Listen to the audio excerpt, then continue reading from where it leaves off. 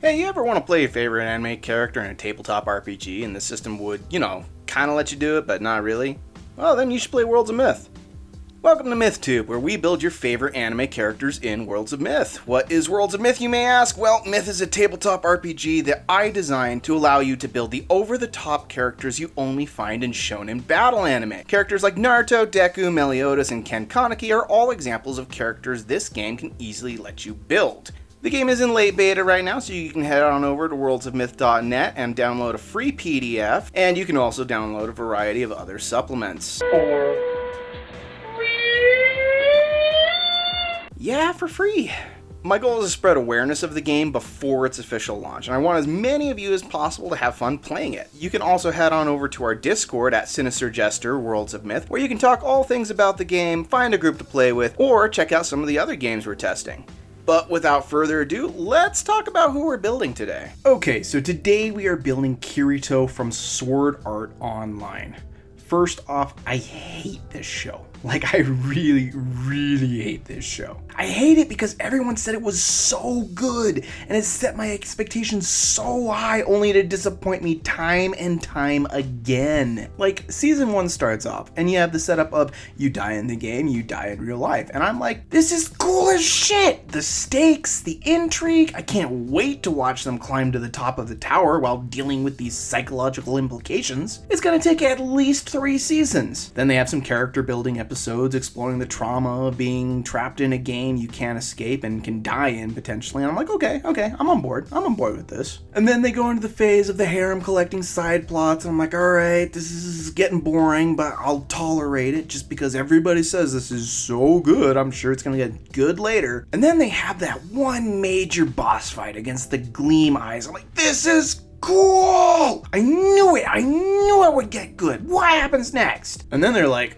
well, next, we're gonna give you 4 episodes of a cringy, awkward romance. Wait, what? Yeah. And then what's more, they're gonna have cyber sex and have a digital baby. You're gonna watch these 2 high schoolers live out their teen pregnancy fantasies. What?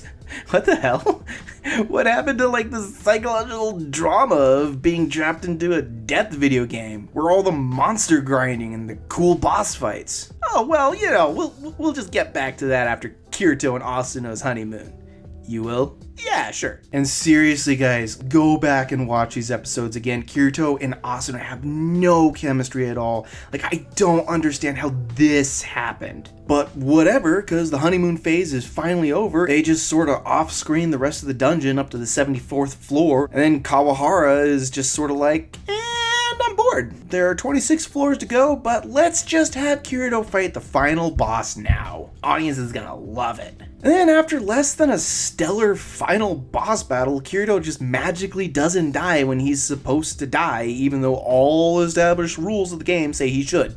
Plus, there's the huge slap in the face of when asking the BBEG why he did all the things, he's just like, oh, well, IDK, and then just walks off. Kawahara, why did you do this? Well, you see, I follow my creative muse, and right now my muse is saying gritty death games are fun, but you know what else is fun? Fairies. People eat that shit up. What? Yeah, you guys are gonna love it. Also, I've dialed the stakes down to almost no stakes at all. Is anyone in danger of dying, or are they trapped in the game? No one's trapped in the game except for Asuna. Is she gonna die? No, even worse. She's gonna get married. Yeah, her parents are forcing their 15-year-old daughter to marry this rich elitist snub in his mid-20s while she's still in a coma. And that's just something you can do in Japan. Sure! Don't you think that fans might be mad that you reduced a badass female character to a damsel in distress? I'll soften the blow with a tentacle hentai scene. That'll make them forget all about it. Oh god. But wait, there's more! There's also gonna be a cringy will they won't they with Kirito's sister cousin. Really, dude? And she has these. Okay, I'm listening. And then they fight and win, and that's the story. Wanna watch season 3, Gun Gale Online? No. Everyone is raving about it. Fine.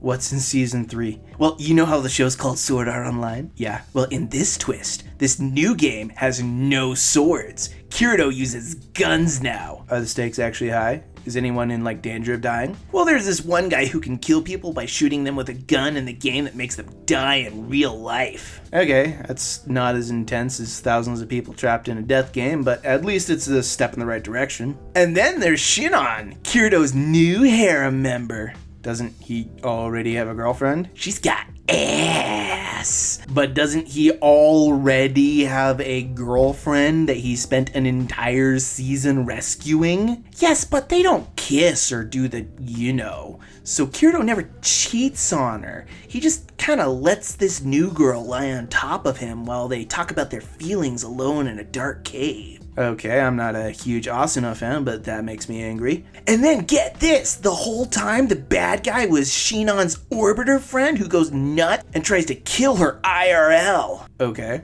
And that's the end! So do you want to watch SAO Alicization? No! You cannot fucking let me down that many times with your shitty storytelling and expect me to... Okay, rant's over. Let's go ahead and build this poster child of bad writing and failed delivery that for some reason everybody still loves. First, let's talk about which version of Kirito we're building and set some expectations for the build. So we are not building human Kirito, that would be silly. Literally everything cool about this guy is in a video game. We will instead be building one of Kirito's game avatars. That means no transformation shenanigans like what we did in the Ichigo build.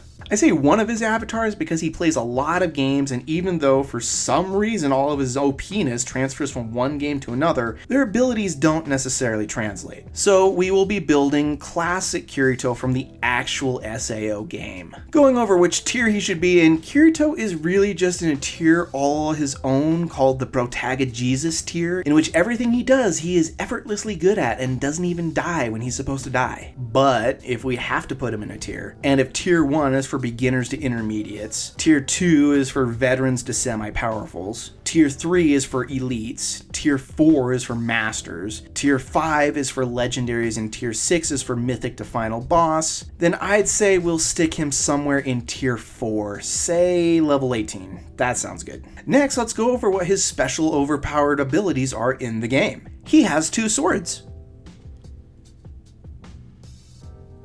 So for Kirito's level 1 stat spread, we will, surprise surprise, go with the shonen protagonist spread with 4 speed, 4 power, 4 skill, 1 cunning, and 4 heart. Kirito is actually fairly smart, but we needed all those other stats to be high, and we'll be getting some free cunning stats from our race. Also, the guy's kind of a Mary Sue. Really hate this character. For your race, the beta race programmers are humans enhanced by brainware, and you are a human who puts on a helmet to go into a video game, so I'd say that checks out. Programmers get +1 cunning, +2 upgrade points, and 4 gene slots. They also get 1 spell school, Technomancy, which is a super spell school that can do almost anything that any other spell school can do, but you won't use it because your special thing is you have 2 swords. For talents, you get hacking level 1 and a talent of your choice. We'll go with seduction. You are able to collect new harem members basically by glancing in their general direction despite having a personality as interesting as cheese pizza with whole wheat crust. Next, for our level 1 kit, we'll kick things off by increasing our stats with body enhancement level 1. This decreases your cunning by 1 but adds +1 speed, power, and skill. I know I promised I'd make him smarter, but I don't like Kirito, so I'm gonna put it off. In SAO, you start the game with only 1 sword. Noob. So we'll give him medium blade level 3, and then we'll also give him two-handed fighting style level 2. So long as you are only wielding a single weapon, you get +2 offense, +2 defense, and +8 damage, which is a hell of a deal. Skipping to the end of tier 1, during this time you are grinding all those best EXP spots, while all those other underleveled losers who didn't beta test the game are probably dying taking on challenges that are too difficult for them. What a guy! By this level you get +20 HP, +40 myth, another 21 upgrade points, which becomes 29 after your off-humany bonuses, and then +4 stats. We'll spread those stats across speed, power, skill, and cunning. We're gonna need him to be smart later. And then for our racial bonuses, we'll get another +2 cunning and +2 gene slots, which means you have 5 left. You also get 2 revival clones, which means that if you die, you can have your consciousness downloaded into a new clone body up to 2 times. Maybe these will come in handy when the game that states you die in real life if you die in the game suddenly changes its mind and decides you can live. We'll kick things off by upgrading body enhancement to level 3, giving us another +2 speed, +2 power, and +2 skill. Then we'll go ahead and pick up mind enhancement at level 3. That'll give us +4 cunning and +4 heart. That'll make all of our stats 8s, which pleases my OCD. We'll also master our swordsmanship by getting medium blade level 5. We'll also get good at dodging things by getting dodge level 5. Then we'll get more stats by picking up awakening gene level 3, which gives us 7 stats we can do whatever we want with. We'll go ahead and put 2 points into speed, skill, and cunning to reach our important minimums, and then we'll put the last one into power. Now that we have 10 speed and cunning, we'll go ahead and pick up godly speed and efficient. These two growths together give us an extra action every turn. Kirito is known for his speed and high number of attacks, so we're going to focus this build around lots of action economy. And what better way to get more action economy than with Dance of Attacks level 2. For 1 action and 1 passive action, this technique allows you to attack 3 times in a row. Keep in mind that you can substitute an action for anything that a passive action can do. So if you pop this sucker twice in a row, you get 6 attacks. But you've also got to run up to them first, so we'll grab Charge Attack level 1 and Fast Attack level 3. Charge Attack allows you to spend 2 actions in order to make a movement action and then attack, and your attack deals +1 damage for every 5 feet you travel before attacking, capping at +20 damage. Fast Attack, on the other hand, gives you +5 offense with a -5 damage penalty, and can be stacked with another technique. When stacked, it subtracts 1 action from the casting cost of the technique. So when stacked together, these techniques allow you to spend only 1 action in order to move and attack with +5 to hit and up to +15 damage. With our 1 point remaining, we'll go ahead and pick up Spirit Attack, which will come in handy at level 6. This allows you to spend a stack of overcharge on stuff like standard attacks, blocks, techniques, and dodges, which you otherwise wouldn't be able to do. By the time you've hit level 10, you've battled that roly-poly boss on the first floor, and you have been doing adventures with the throwaway characters whose names we don't really learn because they only exist to die. At this level, you get another +25 HP, +50 myth, and you get your first stack of overcharge. You also get another 27 upgrade points, which becomes 37 after racial bonuses, and then you get +5 stat points. We'll put our free stats into speed, power, and heart. You also get 1 more revival clone for another layer of plot armor. As is typical for blank slate races, we have a lot of points to spend. So let's start by getting our stats as high as we can with the gene's skill enhancement level 3, which will give us +5 skill and increase our skill stat cap by +2. This makes it so it caps at 17 instead of 15. Next, we'll get improved speed level 3, improved power level 5, improved skill level 2, and improved heart level 5, which will max out all the stats we care about. Next, we'll go ahead and pick up Regeneration Gene level 3. This makes it so you can flex on noobs whose attacks can't outdamage your HP bar's replenish rate. This allows you to heal by 5d6 HP during each of your upkeeps. For our final gene slot, we'll pick up Phoenix Aspect level 1. This makes it so that when you die, you just get to immediately come back on your next turn with an amount of HP equal to your heart stat. Take that, Kayaba. It also gives us access to Vitamancy, which I know we said he has no spells, but there is one that I really want and can only be found in this school. So we're gonna go ahead and pick up Healing Amplification level 3. Spend a passive action and 10 myth to pop this sucker, and for the rest of the battle you get +15 to all healing on you, meaning you now replenish 5d6 +15 HP every turn. And just to be even bigger dicks, we're also going to pick up the spell Regenerate level 5. By spending a passive action and 10 myth, you heal by 4d8 plus your heart stat, +15 from the healing amp, and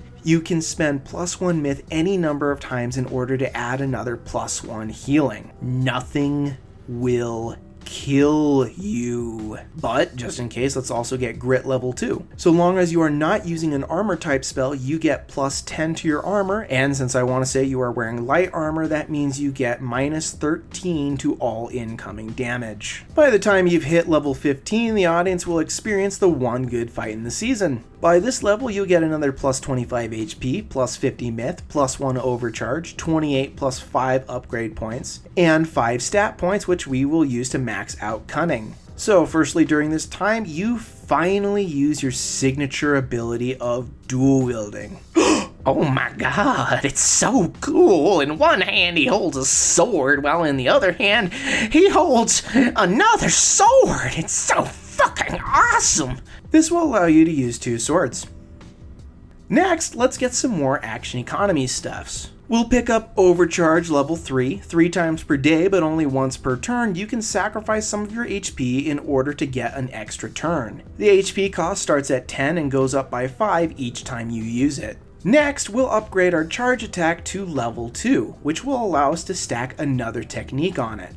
We'll just go ahead and grab Focus Attack level 2, which will give you plus 3 offense, plus 5 damage, and another plus 15 movement, and we can stack yet another technique. So we'll go ahead and pick up Blitz level 2, which we can use once per opponent in order to move and attack them with an additional amount of damage equal to our speed, and we can stack another technique. We'll go with a capstone of Flood of Attacks level 3. This baby gives us plus 3 to hit and turns our standard attack into a multi-attack 5. Multi-attacks cut your damage in half, but so long as you land one successful roll to hit, you deal 5 attacks worth of damage in a row, which, if their armor is low, will be devastating. But we need our attacks to hit harder, so we're going to pick up Combat Specialist level 3. So long as we aren't using any amplification spells, which Kirito never does, we get plus 15 damage to all of our attacks. Next, we'll give ourselves more health to spend on overdrives with Durable level 5, which will give us plus 50 HP. Then we'll get Wisdom level 5, which will give us another plus 100 myth, so you can always use your stacks of overcharge. Finally, we'll pick up the Growth Analytical Fighting Style, which lets us make an analysis roll at the end of each of our attacks and our blocks. An analysis roll is made by making a cunning versus cunning roll, and if you succeed, you learn a piece of information about the opponent, and you get a stack of analysis against them, which gives you plus 1 offense, plus 1 defense, plus 2 damage, and plus 1 protection or damage mitigation against that opponent. You can stack these up to 10 times, and with a possible 7 attacks per turn, you should be able to stack this up pretty quick. For our last 3 levels, we are officially an epic character and can pick up epic upgrades. During this time period, you just finished becoming a pretend father and battled against the only possible character in the show who could be more powerful than you, the guy with a shield. At this level, you get plus 15 HP, plus 30 myth, plus 1 stack of overcharge, 15 plus 3 upgrade points, plus 5 to all of our stat caps, and plus 3 stats. We'll go ahead and juice our skill up to 20. For our upgrade points, let's pad out our stats a bit. We'll get Body Enhancement level 4, Mind Enhancement level 4, and Skill Enhancement level 4. Then we'll go ahead and pick up Awakening Gene level 4 for another 2 stat points. Since our skill is already maxed out, we'll put those points into speed. Then we'll go ahead and get Medium Blade to level 6, our Dodge to level 6, and Improved Combat Specialist level 4 and Grit level 3. Finally, we will pick up the epic technique Limitless Combo. Once per day, you can spend 2 actions in order to make a standard attack against an opponent. If you succeed, you get to attack again. And again, and again, until you either miss, kill them, they take no health loss, or you choose to stop. You can combine this with up to 1 combo type technique to add on to all of your attacks. I'd go with Focused Attack to add plus 3 offense and plus 5 damage, or Fast Attack to make it take only 1 action instead of 2, and you get that plus 5 to hit with a minus 5 damage penalty. But this is the technique you'd use to completely and utterly annihilate the final boss you're fighting. Keep in mind that you can also use overcharge stacks on these attacks as well. And that's the build. So how do we do? Well, this build is what I would classify as a beatdown build. On your first turn, you can cast a fast, focused charge, blitzing flood of attacks with a 2-hit bonus of 46, dealing 48 damage 5 times in a row before overcharge stacks. Then you can spend a passive action and an action in order to use Dance of Attacks and attack 3 times in a row. Follow that up by popping Overdrive to give you another action, and cast Dance of Attacks a second time to attack another 3 times in a row. So whatever was there a turn ago, it's not there now. But if it is a boss battle, you can always just use your Limitless combo to combine Fast Attack level 3 in order to just beat them down until they die. So yeah, I think we fulfilled the archetype of a guy with 2 swords that cuts things really good. It's just a shame we didn't have enough points to build him an interesting personality. But that's the video, folks. Please give me a like and subscribe if you haven't already, as it does help the channel and the game out. You can also head on over to worldsofmyth.net if you want to download a free copy of the game, and you can check out our Facebook group or our Discord group at Sinister Jester Worlds of Myth if you want to find a group to play with. And with that, my beautiful weebs, I will see you next time. Peace.